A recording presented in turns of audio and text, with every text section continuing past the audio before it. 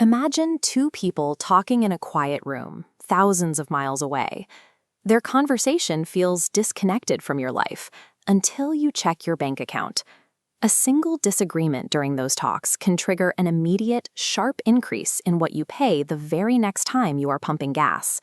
When energy costs spike at the local level, that friction travels straight to the world's trading floors, forcing rapid sell-offs and disrupting financial networks. Wall Street boardrooms do not dictate these massive economic shifts. The true control center sits halfway across the world, at a diplomatic negotiating table in the Middle East.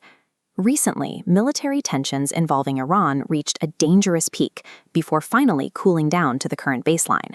When the weapons stop firing, the public naturally assumes the crisis has been resolved and the region is stable.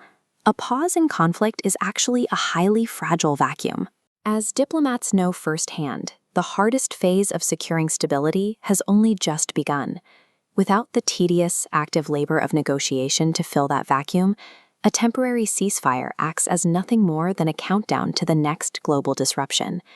To understand why, we have to look inside these closed-door meetings, where Iranian and international delegates are currently sitting across from each other. Before they even discuss policy language, they have to navigate human psychology. They are trying to reach an agreement across a massive, multi-generational deficit of trust.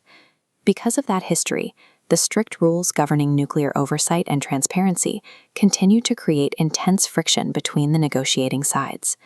Agreeing on physical site inspections requires one side to grant access to highly sensitive locations, while the other side refuses to move forward without verifiable proof. If delegates fail to solve these microscopic details of verification inside the room, that failure immediately spills over national borders. These specific nuclear talks act as the linchpin holding together the stability of the entire Middle Eastern region.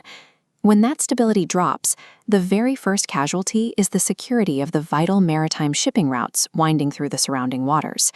Throw in the threat of international sanctions, the financial penalties countries use to restrict trade, and the physical flow of traffic in these passages becomes highly restricted. We are talking about massive vessels carrying a significant share of the world's energy supplies. These routes operate as the planet's primary energy artery. A breakdown in regional diplomacy triggers a physical blockade of our most critical global supply chain. This animated map illustrates how the supply chain operates. Major maritime choke points handle a massive percentage of oil outflow, represented by outward-moving vector lines. When negotiations stall and lanes are threatened, we see an immediate bottleneck. The outward energy flow heavily drops. International markets react instantly to this perceived scarcity, aggressively driving up the cost of fuel worldwide. That jump in energy costs makes transporting goods more expensive, triggering a broader wave of inflation that disrupts financial markets far beyond the Middle East. A single broken promise in an Iranian meeting room logically and inevitably creates a global economic shockwave. While an economic crash can happen overnight, the reality of modern diplomacy is agonizingly slow.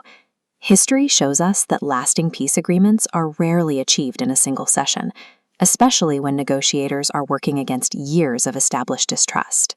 Experts note that any long-term agreement demands a painstaking formula: careful verification, incremental compromise, and consistent daily cooperation from all sides. When direct negotiations inevitably stall, international mediators continue working quietly behind the scenes to keep those lines of communication open. Diplomacy requires a continuous, high-maintenance system to hold global order together.